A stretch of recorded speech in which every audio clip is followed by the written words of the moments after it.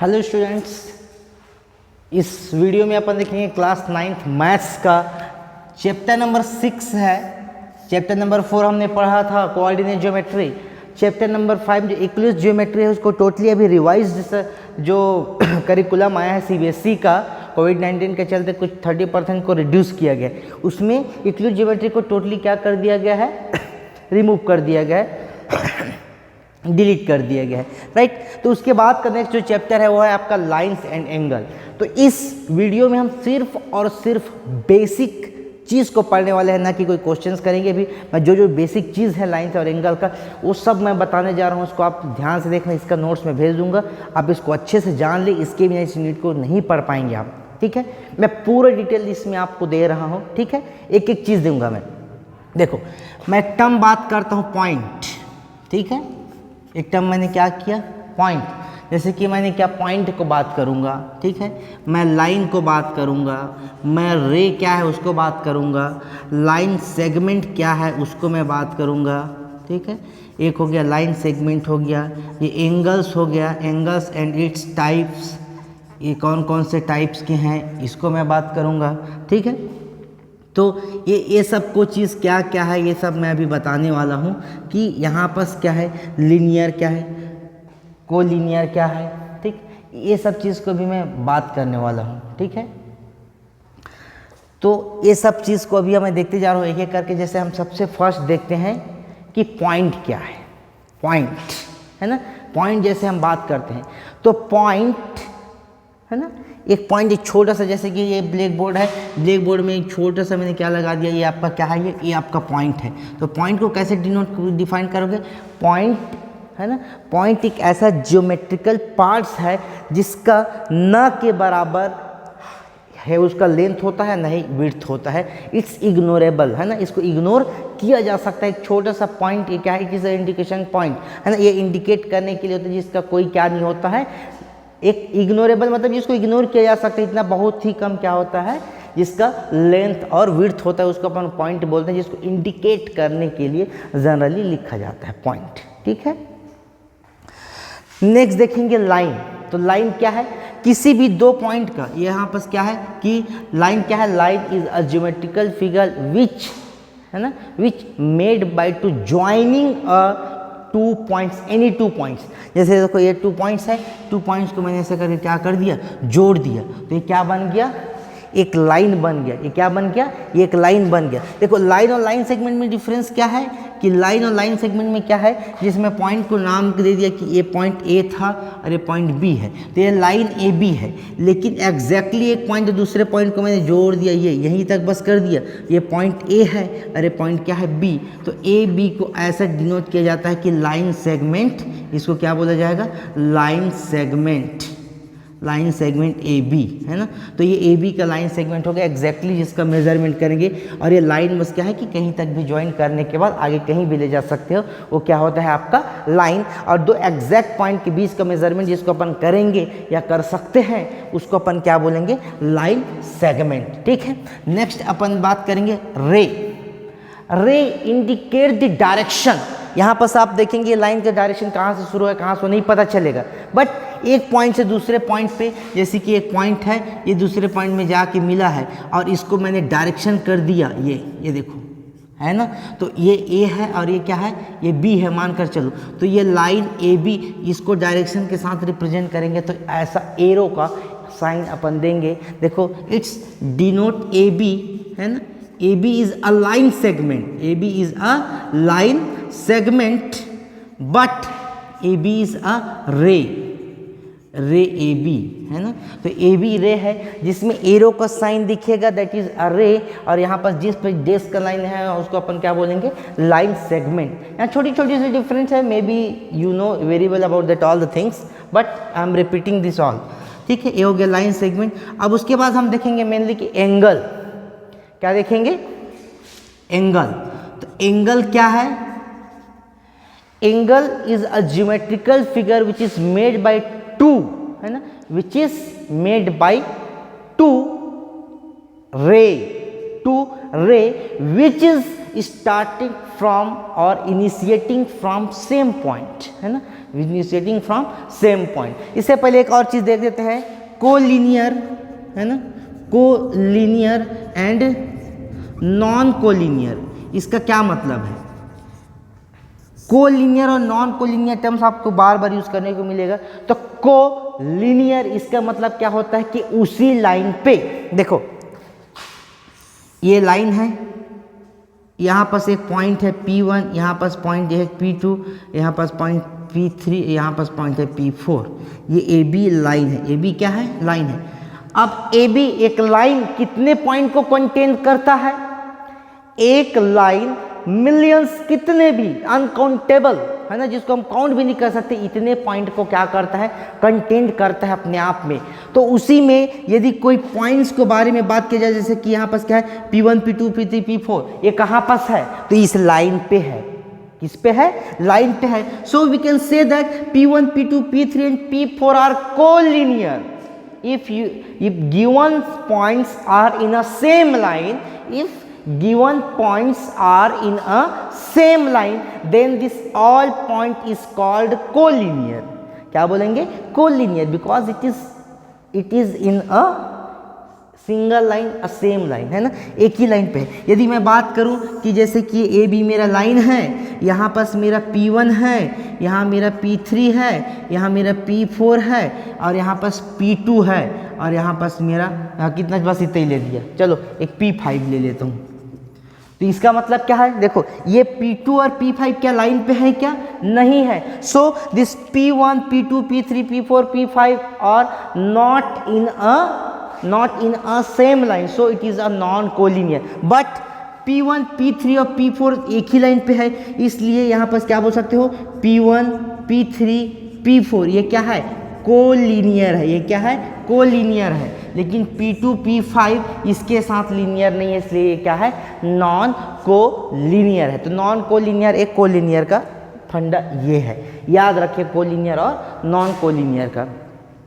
Next हम पढ़ रहे थे एंगल। तो एंगल को मैं क्या बता रहा था कि angle is a geometrical figure which is made by two rays which is started और initiating from a single point. एक ही पॉइंट से, जैसे देखो ये सिंगल पॉइंट है, एक रे मैंने बना दिया इधर, एक रे मैंने बना दिया इधर, है ना। तो मान कर चलो एक पॉइंट ये है और एक ये OA।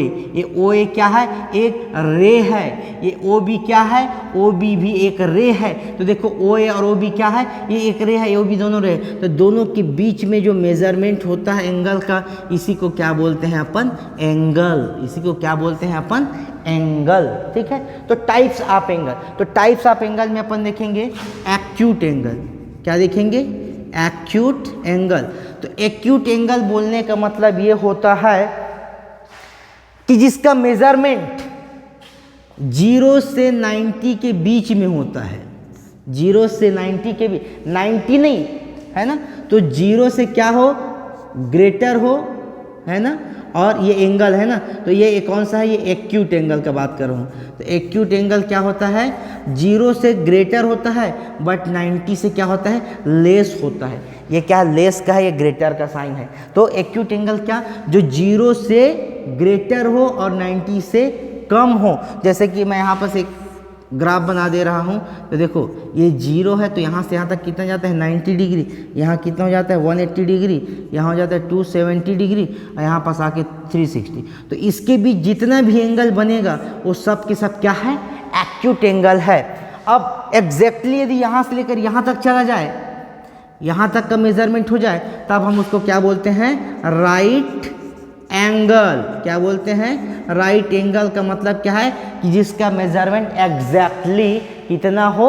90 डिग्री हो, तब हम उसको क्या बोलते हैं? Right angle.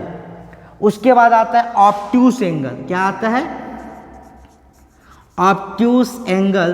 तो ऑब्ट्यूस एंगल का मतलब क्या? जो 90 से ग्रेटर हो। क्या हो? 90 से ग्रेटर हो, 90 डिग्री से ग्रेटर हो, बट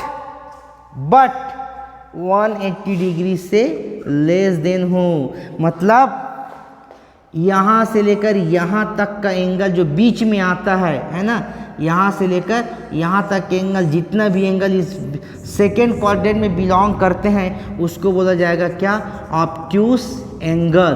क्या बोला जाएगा, ऑब्ट्यूस एंगल। यहाँ पर इसका क्या था, एक्यूट एंगल, और ये क्या है आपका राइट एंगल। ये क्या था, ये वाला लाइन राइट एंगल, और इससे इसके बीच के एक्यूट एंगल, और यहाँ से लेकर यहाँ तक के बीच के जो वैल्यू को क्या बोलेंगे, ऑब्ट्यूस एंगल। अब जब वो यहाँ तक आ जाए, यहाँ से मेज़र हम यहीं से करेंगे तो ये एक लाइन बन जाएगा, तो इस एंगल को बोलते हैं 180 डिग्री। जिसका क्या हो 180 डिग्री, उसको अपन क्या बोलेंगे, हैं यहाँ बस क्या आगे देखो 180 डिग्री, उसको बोलते हैं एक लाइन बन जाता है। देखो यहाँ से लेकर यहाँ तक ऐसा, मतलब एक स्ट्रेट लाइन बन गया, तब उसको हम क्या बोल देते हैं, स्ट्रेट एंगल। क्या बोलेंगे, स्ट्रेट एंगल, जिसकी वैल्यू कितना होता है 180 डिग्री होती है, that is a straight angle. अब उसके बाद फिर से यहाँ चले जाएंगे। देखो अब यहाँ तक तो था, अब ये वाला जितना भी आ रहा है इसको अपन क्या बोलेंगे, हैं तो इसको अपन क्या बोलेंगे, इसको अपन बोलते हैं रिफ्लेक्स एंगल। क्या बोलेंगे, रिफ्लेक्स एंगल। तो रिफ्लेक्स एंगल क्या होगा, 180 से ग्रेटर होगा। देखो ये 180 तो है, ये आपका क्या हो जाएगा, यहाँ पर जो काम करेगा वो रिफ्लेक्स एंगल।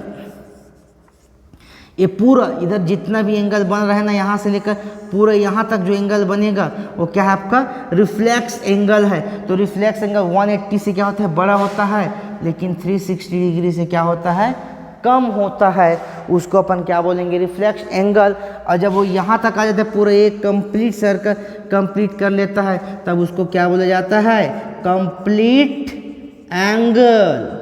उसको अपन क्या बोलेंगे, कंप्लीट एंगल, जिसका वैल्यू एग्जैक्टली कितना हो जाता है 360, एक सर्कल पूरा कंप्लीट घूम जाता है, ये जीरो से स्टार्ट करके ऐसे कंप्लीट घूम जाता है, तब हम उसको क्या बोलेंगे, कंप्लीट एंगल।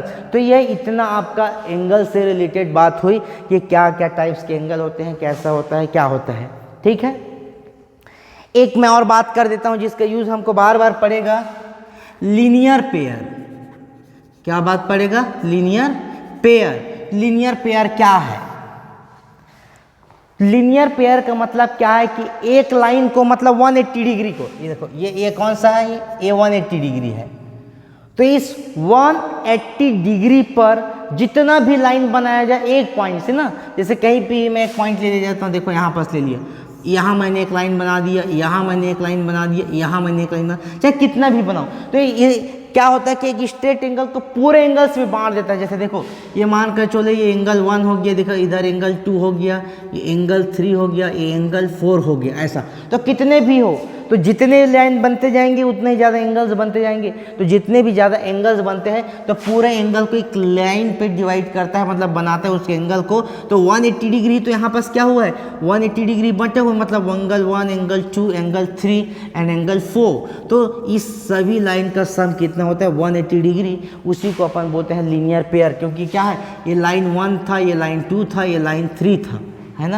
यहाँ पास 3 लाइन था, तो 3 लाइन मिलाकर कितने एंगल बना दिए, 1, 2, 3 और ये 4। तो जितना लाइन रहेंगे उससे एक ज़्यादा एंगल बनेगा किसमें, लीनियर पेयर में। तो इसी को हम बोलते हैं लीनियर पेयर। तो कभी भी हमको जब जरूरत पड़ेगा कि एक लाइन के ऊपर भी जितने भी एंगल्स देखेंगे तो सभी एंगल का सम कितना होता है, 180 डिग्री होता है, because of that is all angle situated at a straight angle. Straight angle को ही डिवाइड किया गया है, उसी को अपन क्या बोलते हैं, लीनियर पेयर।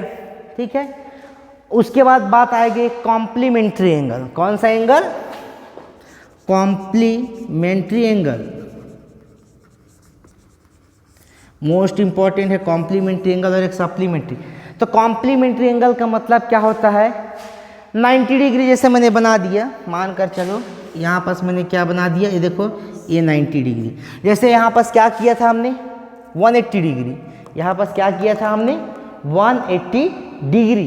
तो ये 180 डिग्री को हमने बांटा हुआ है। तो ऐसी 90 डिग्री को यदि मैं एक एंगल से, एक लाइन से मैं बी से डिवाइड कर दूँ, ऐसा ज़रूरी नहीं है कि ये और ये दोनों इक्वल हो, ज़रूरी नहीं है, अलग अलग हो सकते हैं या इक्वल हो सकते हैं। तो मान कर चलो x है और ये क्या है, y। तो दोनों का सम कितना होगा, x plus y is equal to क्या हो जाएगा, 90 डिग्री। तो x का कॉम्प्लीमेंट कितना हो जाएगा, तो 90 माइनस वाई, तो यहाँ पर हम क्या बोलेंगे 90 minus y is a complementary angle of x, और यहाँ y की इज इक्वल टू क्या लिख सकते हैं 90 माइनस एक्स। तो क्या लिख सकते हैं कि 90 minus x is a complementary angle of y, मतलब एक 90 को दो पार्ट में बांट दिया जाए, नॉट इक्वल ना एनी, तो दो कोई भी पार्ट में बांट दिया जाए तो एक पार्ट का कॉम्प्लीमेंट्री एंगल दूसरा होता है और दूसरे का कॉम्प्लीमेंट्री एंगल पहला होता है। और वैसे ही सप्लीमेंट्री, वैसे ही क्या हो जाएगा, देखो सप्लीमेंट्री एंगल, सप्लीमेंट्री एंगल का मतलब क्या है, जैसे कि हमने 90 डिग्री में बांटा वैसे स्ट्रेट को बांट दिया मैं कोई भी पार्ट में, तो जैसे ये x है और ये क्या है y, तो x plus y is equal to क्या होता है 180 डिग्री, जैसे कि अभी हमने लीनियर पेयर में देखा है। बस बात क्या है कि एक एंगल में बढ़ गया है, तब इस x इज इक्वल टू मैं लिख सकता हूँ 180 minus y, so 180 minus y is a supplementary angle of x। Same like that, y is equal to, you can write as also 180 minus x. So 180 minus x is a supplementary angle of y.